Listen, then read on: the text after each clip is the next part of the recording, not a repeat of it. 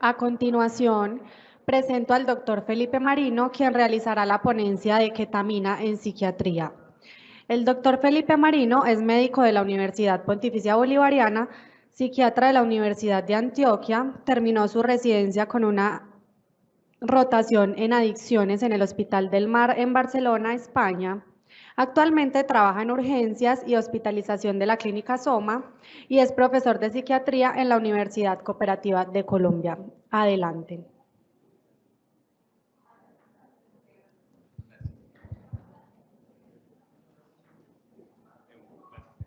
Buenas tardes. Me alegra mucho poder estar otra vez en un evento presencial después de todos los que nos tocó hacer virtuales. Muchísimas gracias a la doctora María Mercedes, que fue profe mía y ahora me invita a dar esta charla, entonces algo hicimos bien, ¿cierto? Y a la doctora Lady, que fuimos compañeros de trabajo también. Muchas gracias por la invitación. Bueno, el día de hoy vamos a hablar de ketamina en psiquiatría. Básicamente eso se podría redondear a ketamina en depresión, ¿cierto? Pero vamos a ir desde lo macro hasta lo micro. Y con ayuda de un residente también acá vamos a revisar algunos mecanismos que se pueden controlar los efectos secundarios de la aplicación de ketamina. Listo. Entonces, para empezar, ¿de dónde salió eso? Esto tenemos que irnos a 1965, ¿sí? El compuesto CI581, el primer estudio que hicieron fue en 20 voluntarios de una prisión en Michigan, en Estados Unidos. Les aplicaron este compuesto a dosis entre 1 y 2 miligramos y empezaron a evaluar qué pasaba. ¿Qué notaron y qué describieron? Hay un efecto anestésico rápido, ¿sí? Inicia al minuto, pero es corto, dura entre 5 y 10 minutos. Y el efecto tiene una recuperación clínica bastante decente, bastante rápida, valorada tanto en la parte clínica como en la parte electroencefalográfica. ¿Qué describieron en cuanto a efectos adversos? Algunos pacientes aumentaron cifras de presión arterial, hubo nistagmus, ataxia, taquicardia y algunos cambios psiquiátricos que veremos a continuación. Específicamente, ¿qué describieron en psiquiatría? Desorientación, cambios afectivos, ¿cierto? Tanto hiper como hipotimia y marcada ansiedad. Hubo incluso síntomas psicóticos y algunos pacientes se tornaron agresivos. Hubo síntomas tan variopintos como pacientes que decían que no tenían extremidades, pacientes que decían que estaban muertos o que habían tenido alucinaciones o sueños bastante vívidos. La duración máxima de estos efectos adversos fue de media hora. Entonces, ¿ellos qué describieron? Que el compuesto CI581 tenía tanto capacidades anestésicas, analgésicas como anestésicas, igual que la fenciclidina, pero mucho más cortas, ¿sí? La duración aproximada de los efectos era 10 minutos y la potencia era un cuarto de la fenciclidina. Aquí es cuando empezamos a ver efectos de ketamina que podíamos relacionar con psiquiatría. Ahora, ¿qué es la ketamina? La ketamina es un antagonista no competitivo de unos receptores que son los NMDA, ¿sí? Antagonista no competitivo. Eso es importante. ¿Qué es el receptor NMDA? Es un canal, un receptor ionotrópico, es decir, por ahí pasan iones. ¿Cuáles? Cationes, sodio, potasio y calcio. Es un receptor que responde rápidamente, responde en milisegundos y el efecto es excitatorio. El neurotransmisor que se acopla a este receptor es el glutamato, que como sabemos es el principal neurotransmisor excitatorio que tenemos. Ahora, el receptor NMDA está conformado por muchas partecitas, es un heptámero por 7 partes. Estas partes son la GLU-N1, N2A, B, C, D, la N3A y la N3B. El glutamato se pega a las subunidades GLU-N2A hasta la D. Pero también el receptor es sensible tanto a zinc como a magnesio, que ya vamos a ver qué función cumple. Evidentemente la ketamina, la fenciclidina y la glicina, que es un coagonista. Es decir, para que funcione bien el receptor NMDA, necesitamos la glicina. ¿Listo? El receptor NMDA no es el único receptor glutamatérgico. Tenemos otros dos, ¿sí? Están los receptores tipo AMPA y los receptores tipo kainato, que responden más rápidamente al glutamato. Entonces, ¿qué pasa? El receptor NMDA normalmente está bloqueado por magnesio. Se activan los tipo AMPA, se activan los kainato y se suelta el magnesio del NMDA para que pueda hacer su efecto. Ahora, en el cerebro del mamífero adulto, el 70% de la sinapsis tienen receptores NMDA y receptores AMPA. Entonces vemos que están ampliamente distribuidos en el sistema nervioso central y encontramos pues estos receptores en amígdala, corteza cerebral, septum, striatum, hipocampo. Ya trayendo un poco la parte de los psicofármacos, entonces, ¿qué han desarrollado? Este fue el último psicofármaco desarrollado a partir de la ketamina, entre comillas desarrollado porque es un enantiómero, y es la esketamina. Su nombre comercial es Spravato, de Janssen, no está acá en Colombia, y en 2019 recibió la aprobación de la FDA para el tratamiento de depresión resistente. ¿Sí? Ese es un problema, porque cuando usted va a buscar la definición de depresión resistente va a encontrar 1000 definiciones. ¿Sí? Digamos que a grandes rasgos usted puede hablar de un episodio depresivo que no ha respondido, luego de un intento terapéutico con 2 psicofármacos de grupos diferentes, a dosis adecuada, por tiempo adecuado. Pero eso tiene muchas variaciones y si objetivamente revisamos esta definición, pues vemos que es bastante amplia. Hay algo llamativo y es que desarrollaron este medicamento para que fuera autoaplicado. Es un inhalador nasal. El paciente se lo introduce en la fosa nasal y él mismo se aplica el medicamento, pero tiene que ser en un hospital porque tiene que ser vigilado por un médico. Entonces, pues tampoco tiene como mucho sentido, ¿cierto? ¿Qué proponen ellos en la ficha técnica? Un tratamiento de 8 semanas. Aunque dejan a decisión del psiquiatra si este tratamiento se puede continuar más adelante por 9 semanas o más.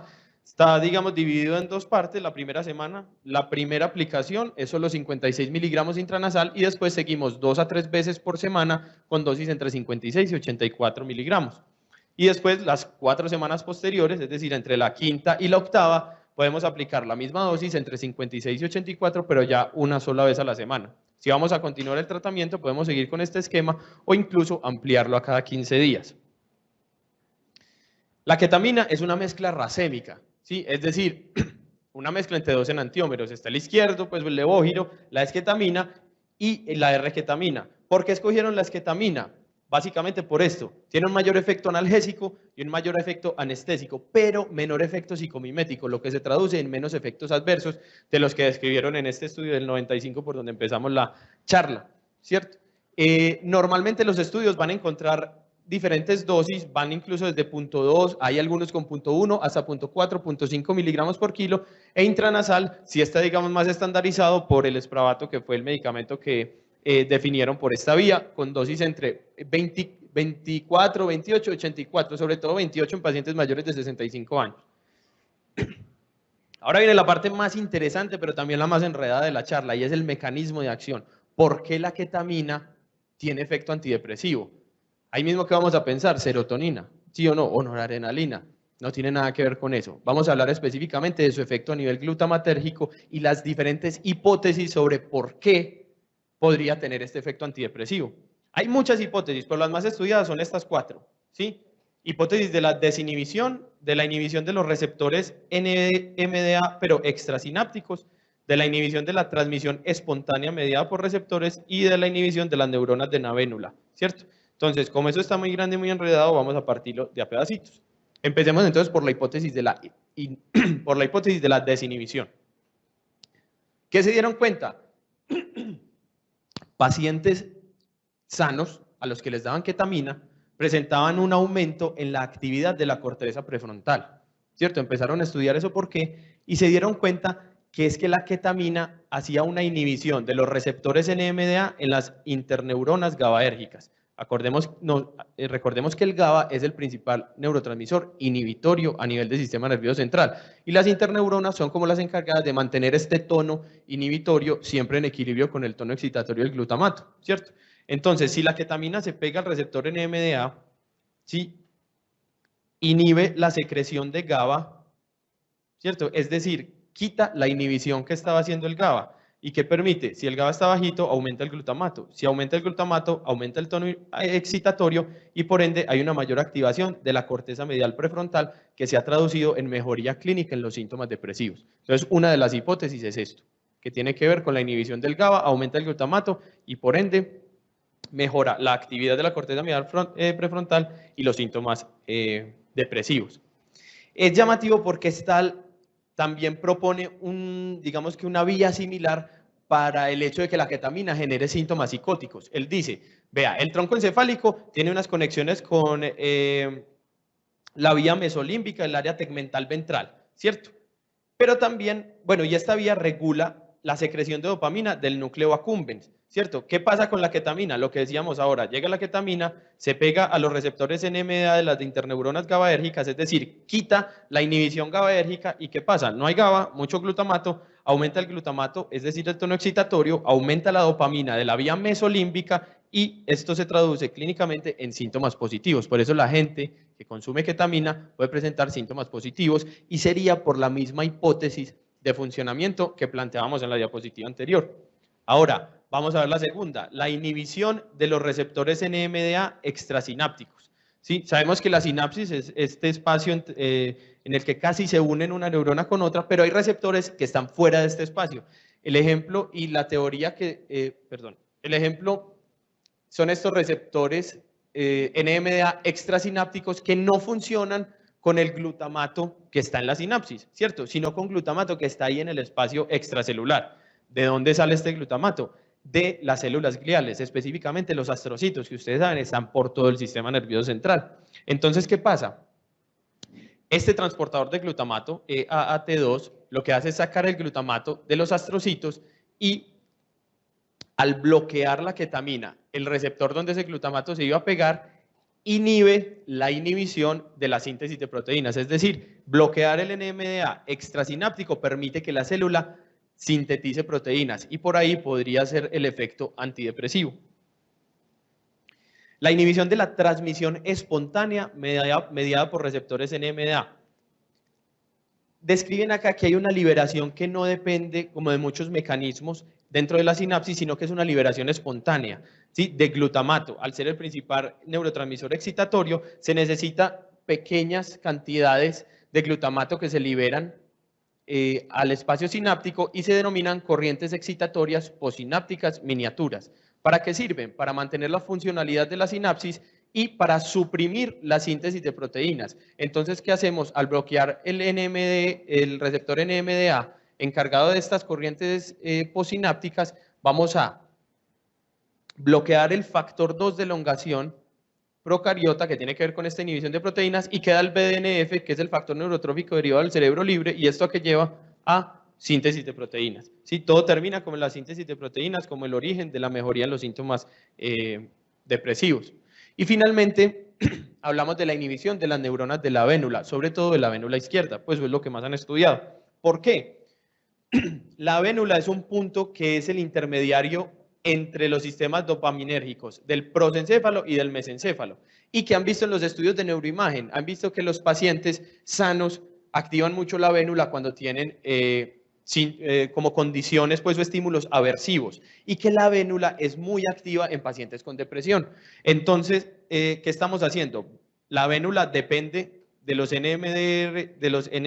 NMDA para activarse. Bloqueamos los NMDA con la ketamina, no se activa la vénula, por ende no dispara tanto y hay mejoría de los síntomas depresivos. ¿Sí? Esas son como las 4 teorías más estudiadas. Miren que ninguna toca serotonina, que es como lo que uno siempre se imagina como en psiquiatría cuando hablamos de depresión, y por eso es llamativo este mecanismo de acción. ¿Qué otros mecanismos han estudiado? Hay una modulación negativa de los receptores GABA neuronales. ¿Sí?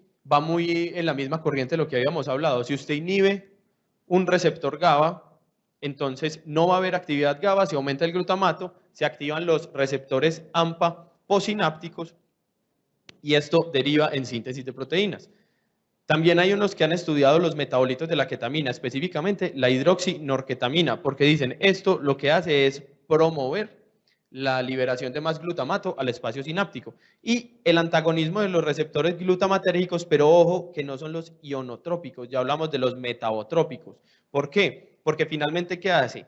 Mediante su inhibición aumenta el tono glutamatérgico, se activan los receptores AMPA y promueve la síntesis de proteínas a través del aumento del factor neurotrófico derivado del cerebro. Yo sé que eso suena como un trabalenguas, pero más o menos lo importante es que la ketamina inhibe los receptores glutamatérgicos NMDA, aumentando el tono glutamatérgico y por ende aumentando la síntesis de proteína, por lo que se propone es el mecanismo por el cual mejoran los síntomas depresivos. Lo que más han estudiado, como hablábamos ahora, efecto antidepresivo, efecto analgésico, lo más importante es que esa dosis subanestésica, esto facilita mucho la aplicación del medicamento, ¿sí? Vías de aplicación, todas las que quieran, intravenosa, intramuscular, vía oral, intranasal, transdérmica, subdérmica. Y el efecto antidepresivo es rápido, ¿cierto? Con los ISRS a los que les va bien empiezan a la segunda semana a empezar a notar algún efecto antidepresivo, pero con este medicamento es tan rápido como a la hora de haberlo puesto o incluso a las 4 horas. Y la mayoría de los seguimientos, si bien son cortos, dicen que hasta 2 semanas después de la aplicación el efecto persiste. La mayoría de estudios se han hecho con trastorno depresivo, con depresión refractaria, que de hecho es su aprobación, pero cada vez hay más estudios con trastorno depresivo mayor y sobre todo ideación suicida, que vamos a hablar de eso ahora un poquito. ¿Qué otros usos? Como les decía, ideación suicida y potenciar otros tratamientos de la depresión. Ejemplo, usted empieza el tratamiento con ketamina y le sigue dando el ISRS o el dual, o usted utiliza la ketamina como un anestésico en el paciente que va a recibir terapia electroconvulsiva bajo anestesia y relajación, y hay algunos estudios que muestran que hay mejores desenlaces cuando se utiliza la ketamina. Hay otros que no, son algo contradictorios, pero es algo que en realidad no se ha estudiado mucho. Efectos adversos que nos importan con estos usos, desde comunes como mareo, somnolencia, incoordinación, hasta estos que son importantes, aumento de la presión arterial, ¿sí? En promedio 20 milímetros de mercurio la sistólica y 13 la diastólica, visión borrosa, síntomas disociativos que no son raros, de realización, sensación de extrañeza, y este que es muy importante, el riesgo de abuso, porque la sustancia tiene un potencial adictivo. Hay efectos adversos raros, por ejemplo, este reporte de caso, un paciente de 52 años, trastorno depresivo con un episodio resistente, 10 años de evolución, no había antecedente familiar de depresión, acuérdense que siempre preguntamos antecedentes familiares en psiquiatría, y todos los paraclínicos habían sido normales, incluido la neuroimagen. Había recibido todos estos medicamentos. Sertralina, citalopram, imipramina, moclobemida, bueno, todos los que están aquí, incluso medicamentos que son segunda, tercera línea, potenciadores, y no había habido mejoría. Tanto el paciente como la familia se negó a la tecar. Entonces dijeron, listo, pongámosle ketamina, y el paciente viró a una manía, a una dosis de 0.3 miligramos por kilo. Acá pues se describe el proceso, perdón, acá que es dosis 3, se describe el proceso en el cambio. Fue bajando la Hamilton de depresión, pero la de Young de manía para arriba, para arriba, para arriba. Efecto secundario raro, pero hay casos descritos. En cuanto a los estudios, generalidades, la dosis más utilizada es 0.5 miligramos por kilo. ¿Por qué? Porque el primer estudio lo hicieron con esa dosis. No hay ninguna otra causa, es por eso, pero usted va a encontrar dosis desde 0.1 hasta incluso 0.75 miligramos por kilo. La vía más estudiada es la intravenosa. ¿Por qué? Porque la ketamina tiene 50 años de existencia, ¿cierto? Y generalmente se utiliza por vía intravenosa. Entonces ahí la empezaron a estudiar. Varía un poco el tiempo de aplicación, pero generalmente va entre los 40 hasta los 100 minutos. Este fue el primer estudio que miró el potencial, digamos, antidepresivo de ketamina muchos años después. Este es del año 2000.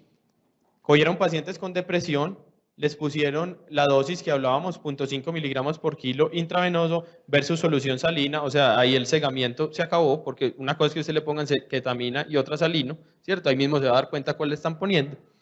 Y el otro problema era que eran muy poquitos pacientes, solo 7 pacientes, pero era un estudio de algo novedoso. Ve, la ketamina, ¿será que sirve en depresión? ¿Y qué hicieron?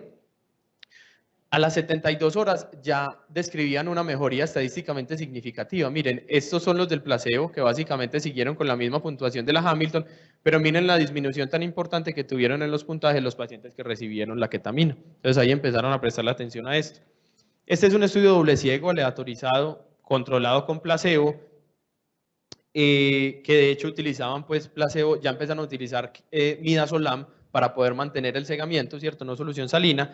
Era un estudio multicéntrico, pero la muestra seguía siendo bajita, 67 pacientes, la dosis era la misma, con el mismo esquema, 2 a 3 veces por semana, por 4 semanas, mientras le seguían dando pues el antidepresivo.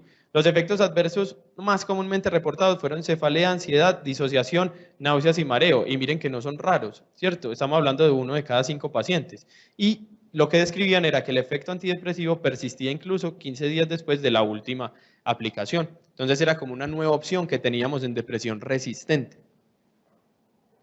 Este ya es un poquito más de acá, esos dos son de 2016, este es de 2017, donde los investigadores dijeron, bueno, no tenemos casi opciones de tratamiento en depresión resistente en ancianos. ¿Será que la ketamina es una buena opción? No había suficientes estudios ni cantidad de personas como para hacer un metaanálisis, una revisión sistemática, pero hicieron su revisión de casos, ¿cierto? Una serie de casos, 5 casos de pacientes mayores de 65 años con depresión resistente que utilizaron ketamina para estos síntomas. ¿Qué hicieron? Como en todos los pacientes de la tercera edad, empezamos con una dosis más bajita y le ponemos el medicamento más lento, tratando de minimizar posibles efectos adversos. ¿Qué pudieron concluir a grandes rasgos ellos? El tratamiento es seguro y eficaz en pacientes de la tercera edad y describieron específicamente una marcada disminución de la ideación suicida. Ya nos vamos entonces para la primera revisión de la literatura. Encontraron 7 estudios, había aleatorizados, controlados y en general concluyen que había mejoría, ¿sí? Más que el placebo y más que el midazolam. Pero, ¿qué limitaciones?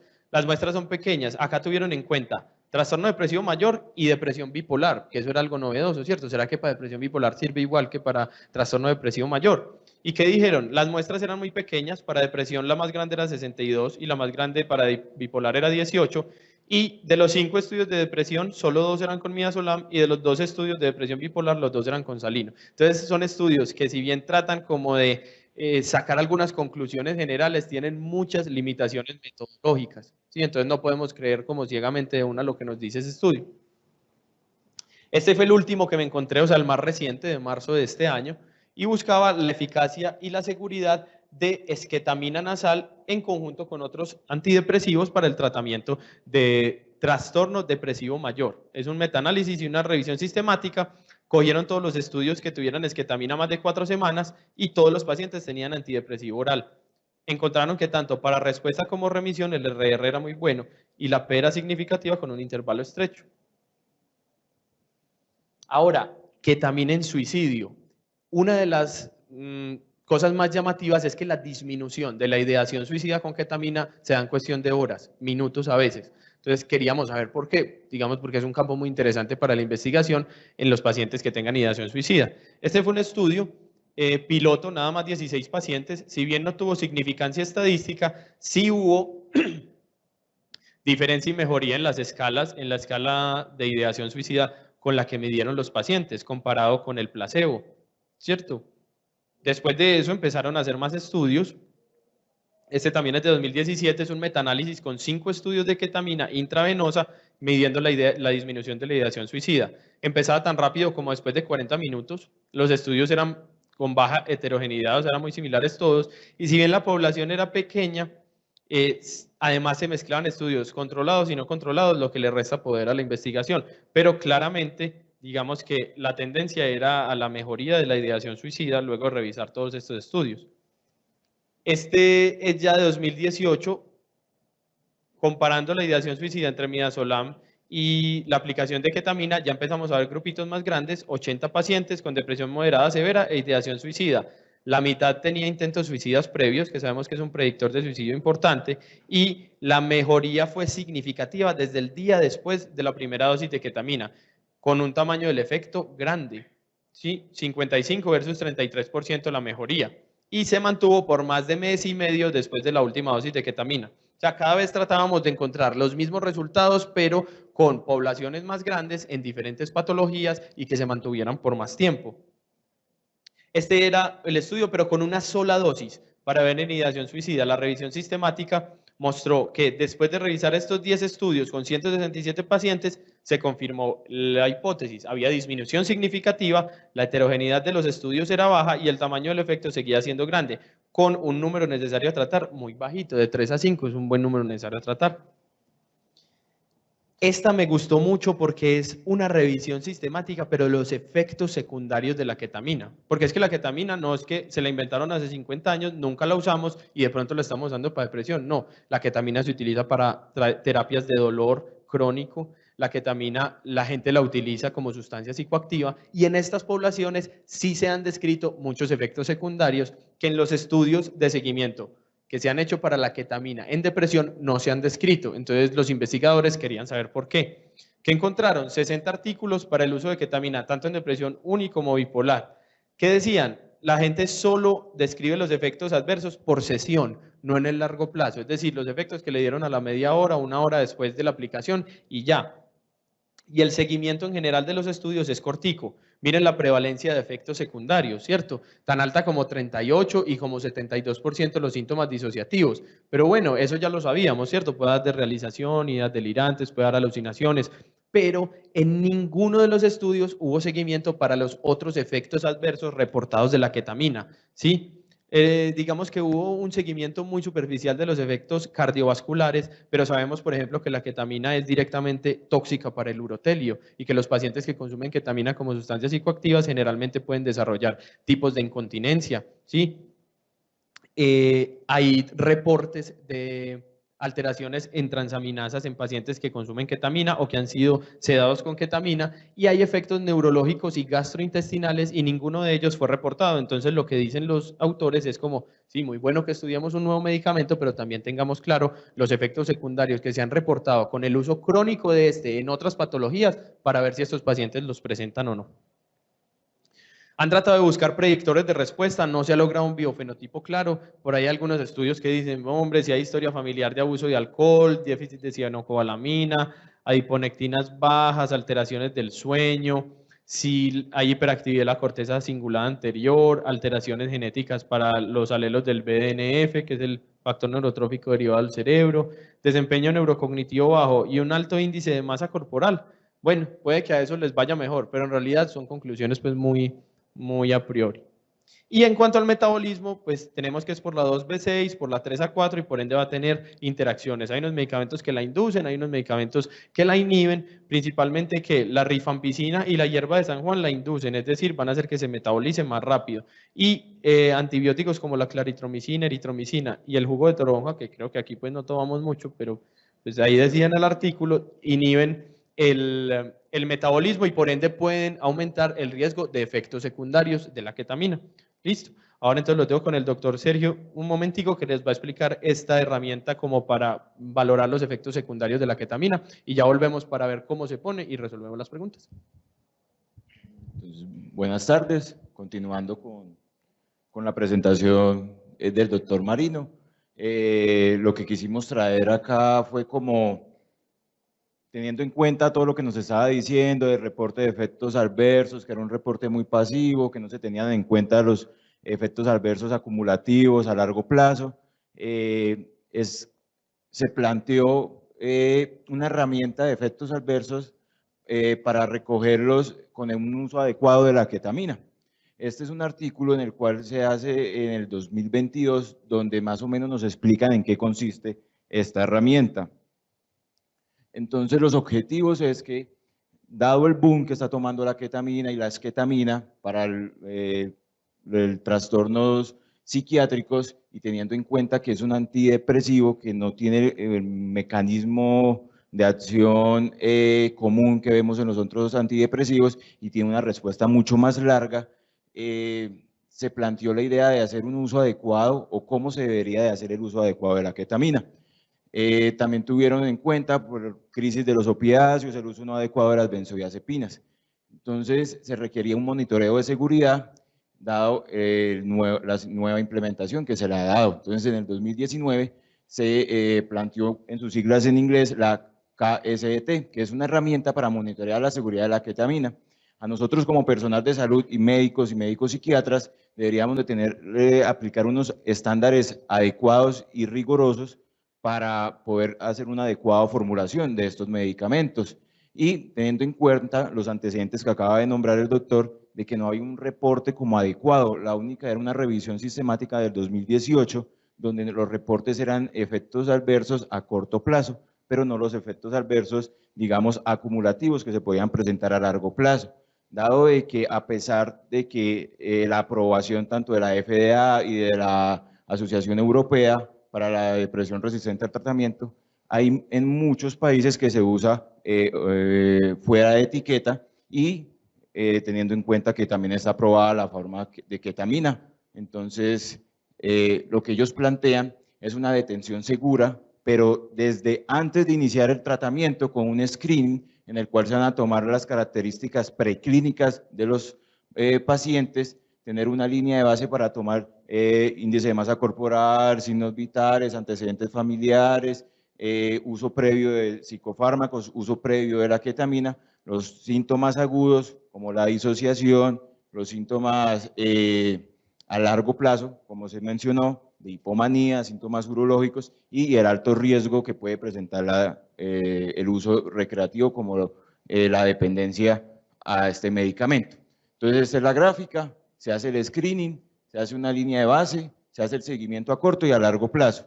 Y esto es un documento que está gratuito, que se está implementando para hacer el seguimiento seguro. Es un documento de 11 páginas en el cual está un instructivo y cada parte del documento se está explicando. Acá traigo como unas imágenes del documento, no está todo porque es muy largo, pero es como para ejemplificar lo que se está tomando. Y eso es con el fin para tener en cuenta el uso adecuado de la ketamina. Ya como conclusiones, nosotros debemos tener una responsabilidad ética de garantizar que se preste un debido uso de este medicamento. Es imperativo implementar estas herramientas clínicas, dado que los seguimientos que se hacían no eran específicos para la ketamina, sino para síntomas más generales, y tener en cuenta que está disponible gratuitamente y que lo más probable es que a futuro este medicamento sea más comercial. Muchas gracias, doctor.